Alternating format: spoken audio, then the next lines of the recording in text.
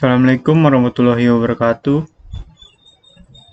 Perkenalkan, nama saya Jerry Adam dari mahasiswa Universitas Mercu Buana dengan NIM 415190100152. Di sini saya akan menjelaskan mengenai bahasa Indonesia diminati dan dipelajari oleh bangsa-bangsa di dunia.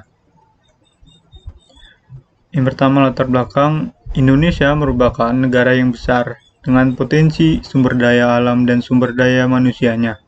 Hal ini merupakan salah satu faktor pendukung negara di dunia untuk melakukan hubungan kerjasama dengan Indonesia. Agar kerjasama dapat terjalin dengan harmonis dan berlangsung dalam jangka waktu yang lama, maka tiap negara yang sedang bekerja sama itu perlu mengenal budaya dari masing-masing negara yang bersangkutan. Salah satunya adalah bahasa. Hal ini perlu didukung oleh semua pihak dalam penginternasionalan bahasa Indonesia yang mulai diminati oleh beberapa warga asing. Banyak warga asing yang menuntut ilmu di Indonesia untuk mengambil program pendidikan bahasa dan sastra Indonesia.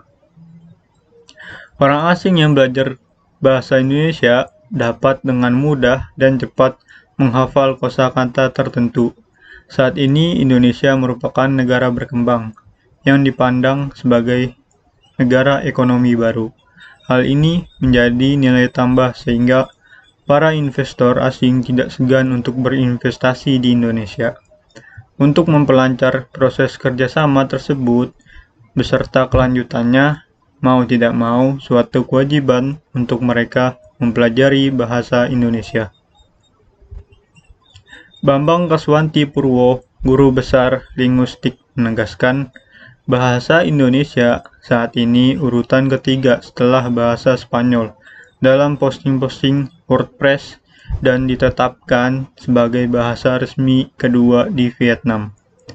Fakta itu diperkuat Kemenlu RI Diplomasi nomor 106 tahun 10. Setidaknya ada 52 negara asing yang membuka program bahasa Indonesia. Pengajaran bahasa Indonesia dilakukan di berbagai lembaga di AS, Maroko, Mesir, Korea, Suriname, Australia, Vietnam, Ukraina, Kanada, dan Jepang. Sebanyak 75 dari 800 PT di Jepang mengajarkan bahasa Indonesia. Selain itu, bahasa Indonesia memiliki penutur asli terbesar kelima di dunia. Bahasa Indonesia yang terbesar di luar negeri sebanyak 4.463.950 orang dan menjadi bahasa terpopuler keempat di Australia. Bahasa Indonesia yang memiliki bahasa persatuan di negara Indonesia ternyata banyak diminati oleh sejumlah negara, seperti Republik Rakyat Tiongkok. Banyak perguruan tinggi negeri PTN dan perguruan tinggi swasta atau PTS yang membuka jurusan bahasa Indonesia. Selain Republik Rakyat Tiongkok, bahasa Indonesia ternyata juga banyak dipelajari di PTN dan PTS di Australia. Menurut Guru Besar Universitas Nasional Australia di Canberra, Profesor George Quinn, besarnya minat mahasiswa mempelajari bahasa Indonesia dikarenakan dua hal, seperti bisnis di Indonesia dan kesuksesan dan kesukaan tradisi di Indonesia, merupakan alasan utama warga dari negeri Kangguru mempelajari bahasa ini. Selanjutnya ada fakta menarik bahasa Indonesia. Yang pertama, berada di peringkat ketiga di Asia setelah Jepang dan Mandarin. Yang kedua, ditetapkan sebagai bahasa resmi kedua di Vietnam. Yang ketiga, menjadi bahasa terpopuler keempat di Australia. Yang keempat, Wikipedia berbahasa Indonesia berada di peringkat 25 dari 250 Wikipedia berbahasa asing di dunia. Yang kelima, terdapat 72.000 pembelajaran bahasa Indonesia di perwakilan-perwakilan Indonesia di luar negeri. Yang keenam, menurut Kemenlu RI, Diplomasi nomor 6 tahun 10, ada 52 negara asing membuka program studi bahasa Indonesia, beberapa diantaranya Inggris, Amerika, Australia, Maroko, Vietnam, Kanada, Jepang, Ukraina, Korea Selatan, Hawaii, dan Suriname. Dan yang terakhir, hingga akhir 2020 ada 355 lembaga penyelenggara program BIPA di 41 negara. Selanjutnya, pengajar bahasa Indonesia bagi penutur asing, BIPA. Permasalahan-permasalahan tentang pembelajaran bahasa Indonesia bagi penutur asing memberikan gambaran betapa penting upaya peningkatan jumlah dan mutu pembelajaran bahasa Indonesia untuk bangsa-bangsa lain yang akan mempelajari bahasa Indonesia dalam persiapan memasuki kehidupan baru. Dalam upaya pelayanan informasi tentang Indonesia, Menteri Negara Kebudayaan dan Pariwisata mengungkapkan gagasan pembentukan pusat-pusat budaya di luar negeri.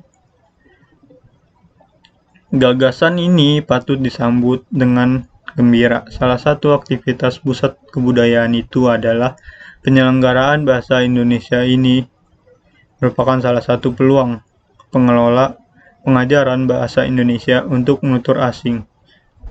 Di samping BIPA, untuk berbagai kepentingan itu diperlukan kebijakan nasional tentang pengajaran bahasa Indonesia untuk orang asing. Kebijakan itu diantara lain kurikulum, bahan ajar, tenaga pengajar, dan sarana. Yang pertama, kurikulum. Kurikulum itu merupakan landasan berpijak dalam pelaksanaan pembelajaran bahasa Indonesia. Berbagai perkembangan telah terjadi dalam dunia pengajaran, baik dalam pendekatan, metode, teknik, bahan ajar, maupun perkembangan perilaku kehidupan masyarakat menutur Indonesia. Yang kedua, ada bahan ajar.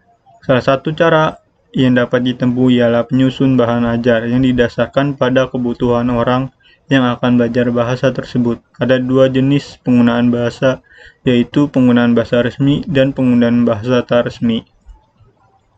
Yang ketiga, tenaga pengajar. Kebutuhan akan tenaga pengajar dapat dirasakan mengingat berbagai keperluan perluasan dan peningkatan baik jumlah maupun mutu penyelenggaraan BIPA, baik di tanah air maupun di luar negeri, terrealisasi.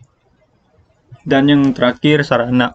Berbagai upaya peningkatan mutu pengajaran BIPA perlu diimbangi dengan penyediaan sarana yang memadai. Bahan ajar dalam bentuk buku teks saja tidak menarik perhatian. Bahan ajar itu perlu dikemas dalam bentuk audio atau CD-ROM. Bahkan dapat dimanfaatkan teknologi informatika seperti internet. Selanjutnya, strategi pembelajaran bahasa Indonesia sebagai bahasa asing.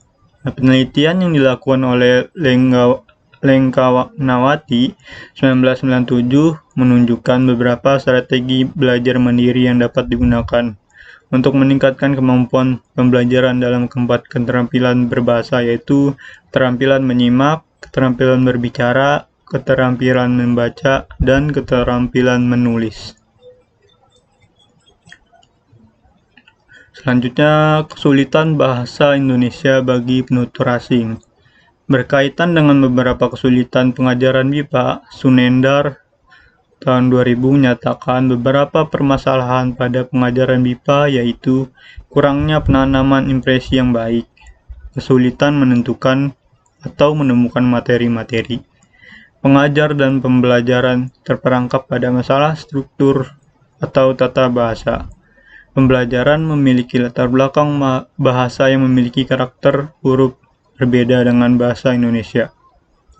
Hidayat tahun 2001 mengemukakan pula berbagai kendala yang menyebabkan peserta didik asing kurang menguasai struktur kalimat bahasa Indonesia, yaitu A. Kandungan makna yang terdapat dalam struktur kalimat bahasa Indonesia masih kurang mereka pahami.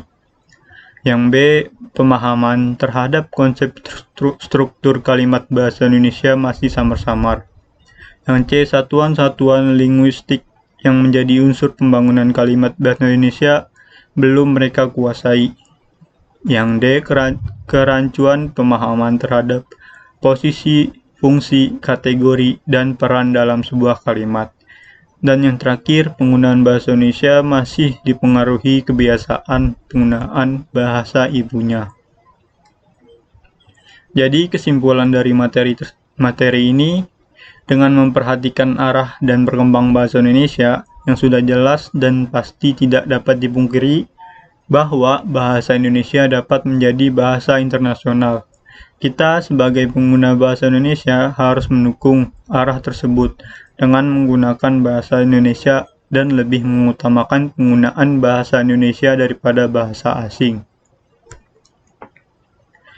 Dan berikut daftar pusaka dari materi yang saya sampaikan. Mungkin itu saja video sedikit tentang penjelasan dari saya. Kurang lebihnya mohon maaf. Wassalamualaikum warahmatullahi wabarakatuh.